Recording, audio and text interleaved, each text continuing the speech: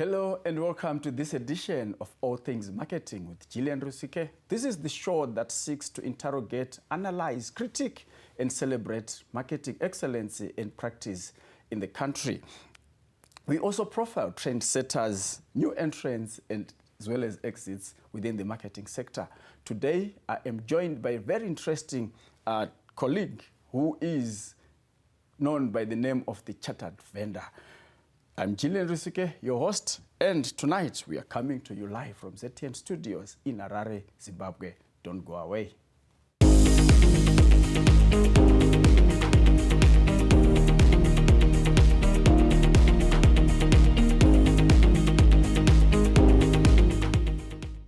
Yes, welcome back, and I'm so excited to speak to the Chartered Vendor. I've never heard of that term, but today we're going to unpack the Chartered Vendor. Welcome, Jerry, to this exciting show that interrogates marketing. Thank you, Gillian. Thank you for having me. Thank you so much. Before we kickstart to talk about selling as we have defined it in your own context, in your own book, tell us a bit about yourself. Okay, so my name is Nyazungu. I was born Nyazungu in Watsomba, 40 kilometers from Mutare. And currently I actually run a company called M&J, okay, which does business advisory. And I'm also an author of 2 books, The Chartered Vendor and Selling Like a Vendor.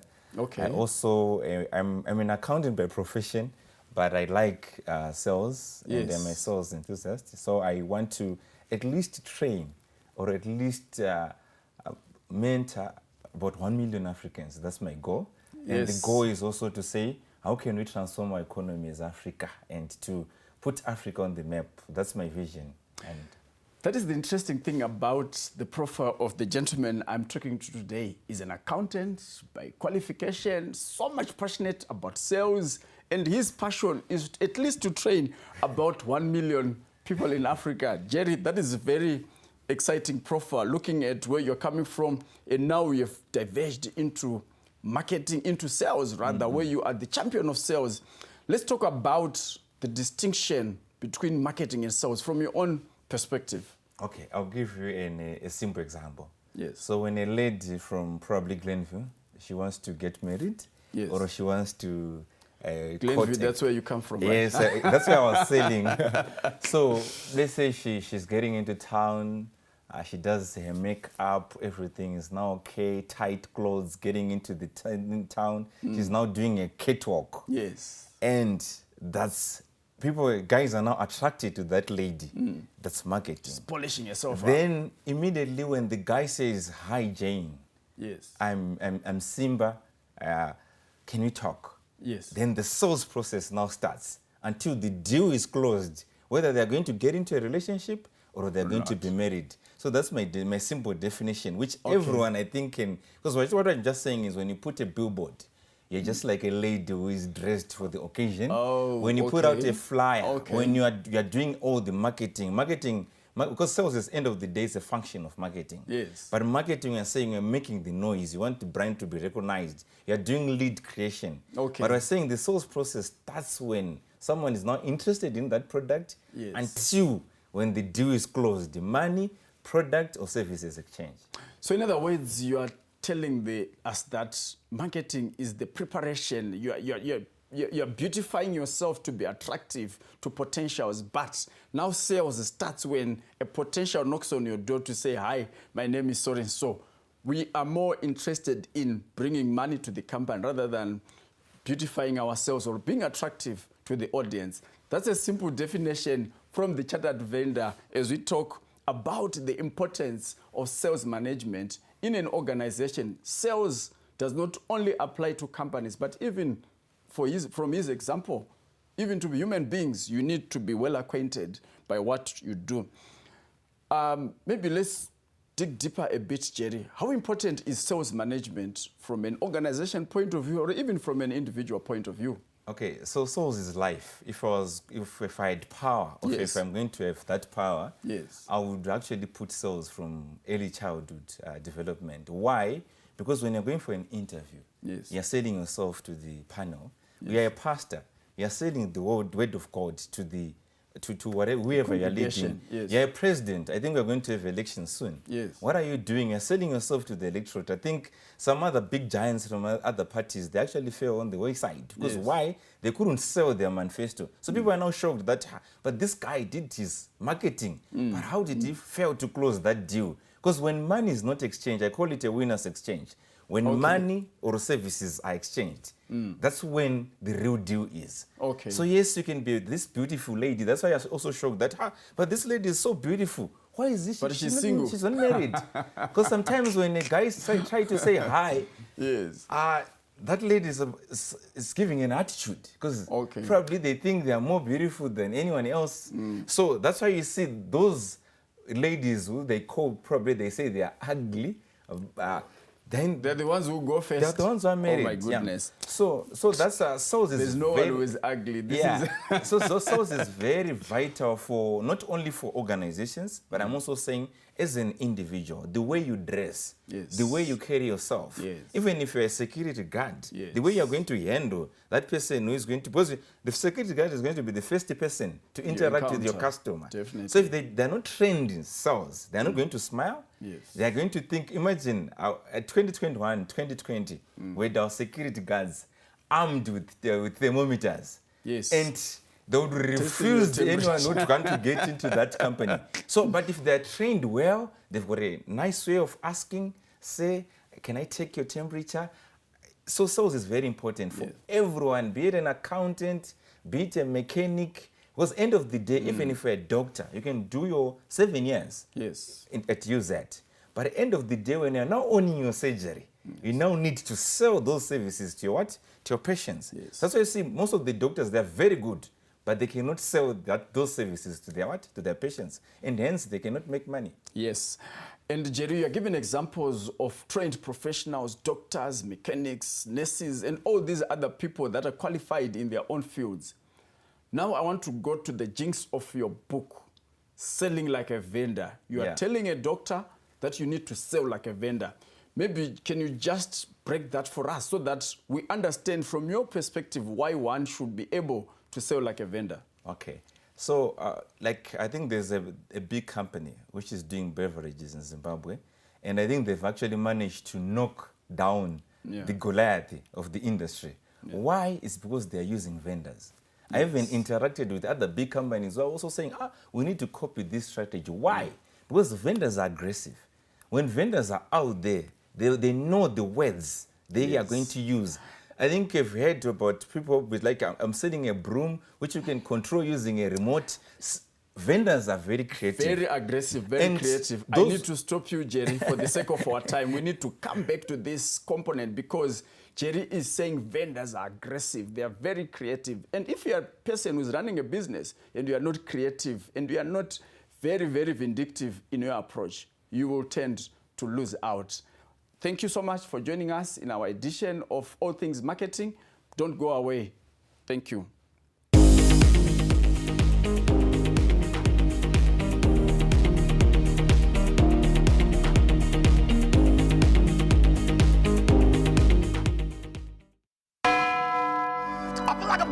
Somebody. Life, just as we all know it, is full of emotions. Hakuna kana game one, where in 90 minutes you can be able to fully express yourself like football.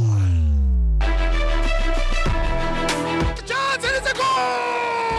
Nice! Oh, it was a speckside. If our favorite player scores, hi, boy, jubilation! But if they miss,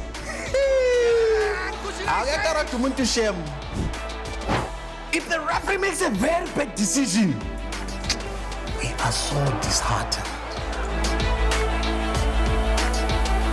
If our team loses, I could go on and on and on and on.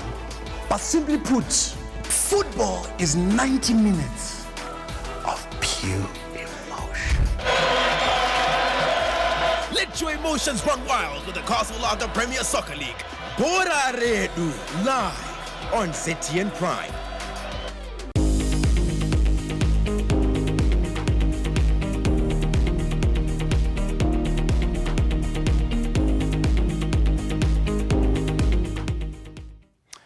Welcome back to All Things Marketing with Gillian Rusike, and I'm your host, Gillian Rusike. Today, we are talking about selling like a vendor, and Jerry was actually explaining to us why people need to sell like vendors, and he mentioned two important components, that vendors are very aggressive and vendors are very creative. Yes, Jerry. Yeah. Maybe you can still explain further why we need to sell like vendors. Yeah, so when I'm saying vendors, it's not like I wasn't one of the vendors. I used to sell sweets, I used to sell bananas. So you're talking from experience. At one point, I was being beaten by police, 40 cats under my foot. I was arrested for being a vendor. Okay. So I really understand. So when I started my company, I was coming from the accounting background.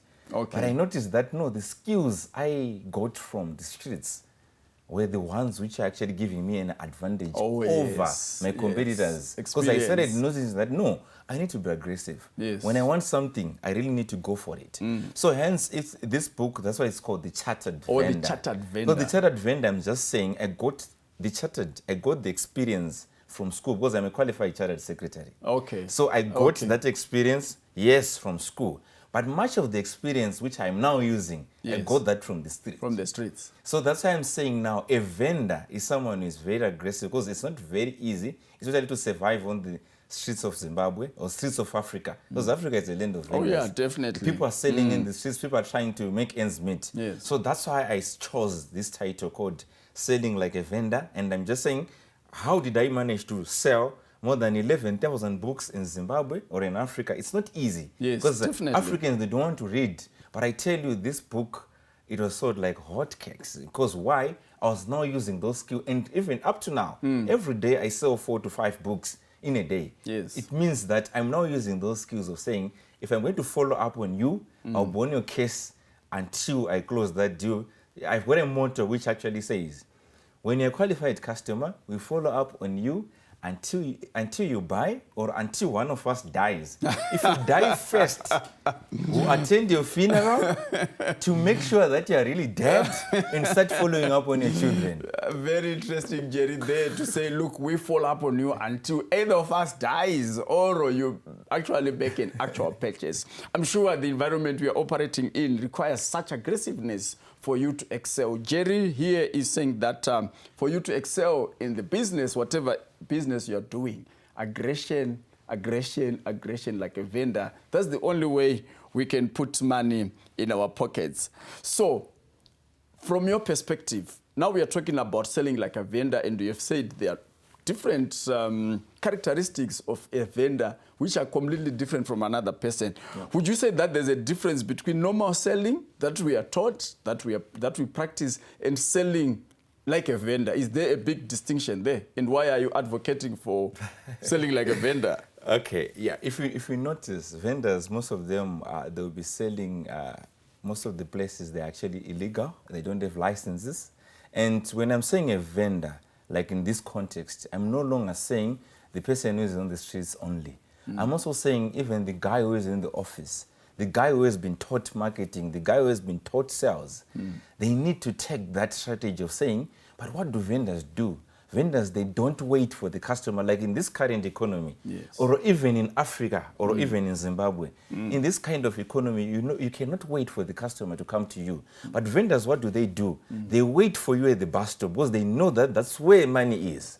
They go where money is. If you notice, most of the vendors, yes, there are even places which are designated by the government to say probably you should be close to, I think that's where the Seke Road, that's where vendors are supposed to be. Those who sell clothes. Yes. But vendors have said, no, we cannot use this. We need to be in Bari. We need to be closer to the customer. So we're saying, even in your own context of actually saying, yes, I'm running a business, it's no longer time of saying, no, people are not coming into my shop. Yes. You're supposed to go out where the people are. The market is out there. So are you advocating that the formal businesses, allow me to use that term, should actually move away from the brick and mortar setup and go to where the customers are? Are we not pushing for illegal institutions, setting up where you find, in some countries, funny enough, you see meat being sold on the street and so forth?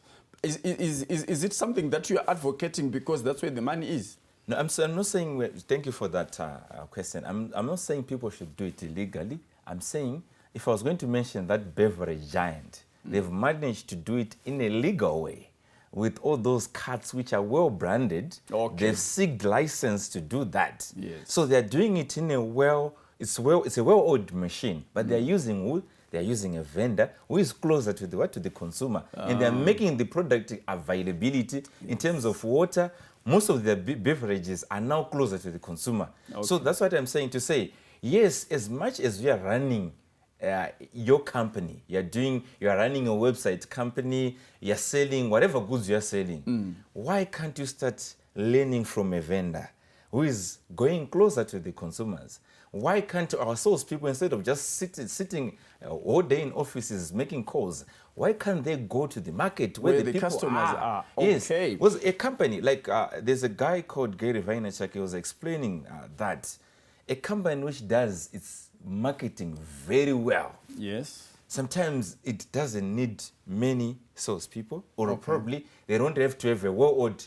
Their sales strategy is can be weak, they can survive. Yes. But a company without a big marketing budget, like most of the Zimbabwean companies, because we've got many micro to small to medium enterprises in Zimbabwe. Yes. These companies, they don't have huge marketing budgets. Yes, They definitely. cannot even, sometimes they're not even able to do ads on TV, billboards. Yes. But what can they do? They can go and fix their sales strategy now to say, how can we advance into the market? How can I didn't use, this book, it has never got into any bookshop.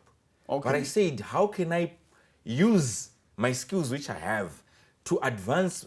Like I'm now selling it to people. When I go to any event, I'm always with my books. I think you know. Oh, yeah, definitely. Everywhere I am, Yes, I'm always with my books. Because why? I'm now saying vendors are always ready. Yes. Wherever they are, they are ready to sell. They're ready to close a deal. Be ready to sell wherever you are. Take advantage of any situation, any setup that you can be. That is the message we are getting from Jerry to say, look, have a mindset of a vendor when you are selling. You need to be where the people are, because that's where the dollar is. That's where the money is. It's no longer a time where customers come to you and walk to you. And he gave an example of one beverage company that is taking the market by storm, where you are finding them on every corner, every stop where the people are. That is very exciting, Jerry. And his encouragement also to say that as you are doing that, you need to find legal ways and legal means of doing it. Don't just be anywhere and run away from the authorities and the city fathers and everywhere,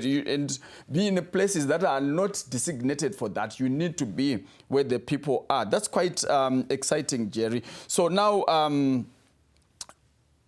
we've got a lot of companies that we might think of that are doing that, not mentioning their names, but maybe you can just give us examples how a formal company that is, let's say, in the banking sector, that is gone to the market and has done it successfully well, so that the audience can also relate with exactly your approach that you are saying. I think there's a bank which was there in Zimbabwe at one point. They managed to take most of the customers by then. I think that was probably 2013, 14, thereabouts. Yes. That bank was everywhere. They were everywhere. They were in the streets. They were opening bank accounts everywhere. Okay. Because why? They noticed that no, someone doesn't want to. I think they're even using, there's something which was said by Dr. Lance Mambondiani, whereby he was saying people don't need a bank, but people, they want to bank. Yes. So people, they don't want to get into the bank, but people, they want to bank, which means if you're going to say, yes, you're a vendor, but you're in the streets, I can give you a bank card, I can give you a Visa card. People, they can open an account. Definitely, Jerry. I think that's a very typical example, audience or viewers, to say, look, even an institution like a bank can also be on the street. And this is what Jerry is advocating for all our business setups, to say, look, don't wait for the customers to come to you, but be on the streets where the customers are. Thank you so much for joining us. Please don't go away as we want to wrap up with Jerry on the program, All Things Marketing with Gillian Rusike.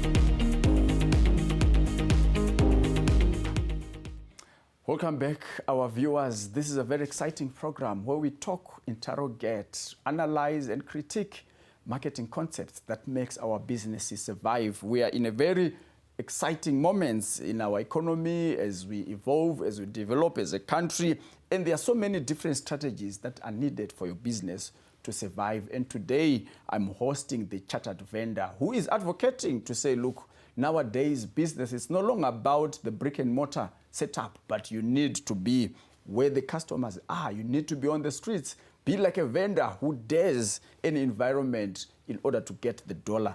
Jerry, somebody is listening to us. They are running their own business, but they are struggling. Things are not working out. They're about to close shop. There is no money that is coming through. What would you advise them? Maybe just 3-4 tips for them to come out of the situation. Yeah, I think most of the times when you see probably you're not making money, I think most of these boardrooms, whatever they are discussing today, yes. Even the country, it's how can we increase the revenue? Yes. Because the revenue is the first part of the profit and loss. Yes, that's definitely. what is very important. So what I want to say to those people is to say, if you're now in the mode of saying, I'm not waiting for this economy, I'm actually, I'm in the verge of creating my own economy. Yes. I'm going to take the full responsibility. Whatever good or bad which is going to happen, it's happening because of me. Yes. That's the first way of succeeding. Because most of the trainings I have done, I've noticed that people, they quickly blame the economy. Yes. People quickly blame the environment. Yes. But we're saying, no, if you don't do that, most of the things which are destroying our businesses are internally. Yes, Probably you have employed your mzukuru, you have employed your uncle. That person is not performing, is not bringing sales. Because if you give people targets, you're saying, I need 10,000. If it's your uncle, you're going to say probably when they've got 2,000, what do they say in our rural areas? I'll keep that person. But that person is destroying your business. So it's a matter of actually saying people must take full responsibility in their business. Yes. People can start to, when you want to be a salesperson, you just need to quit blaming anyone. And these companies, everyone must be selling.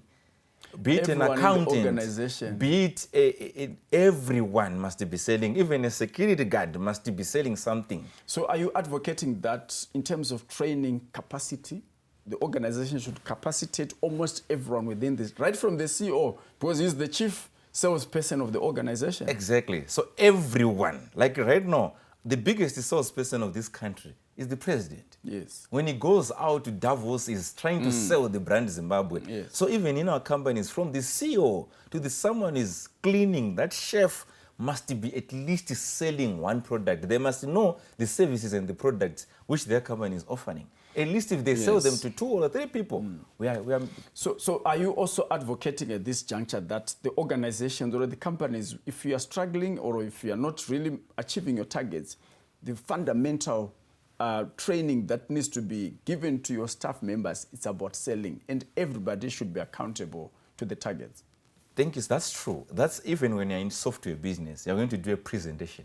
Yes. Yes, you're a software developer or you're a software engineer. But at the end of the day, when a customer says, give me a demonstration, you now need to behave like a salesperson, not like an engineer.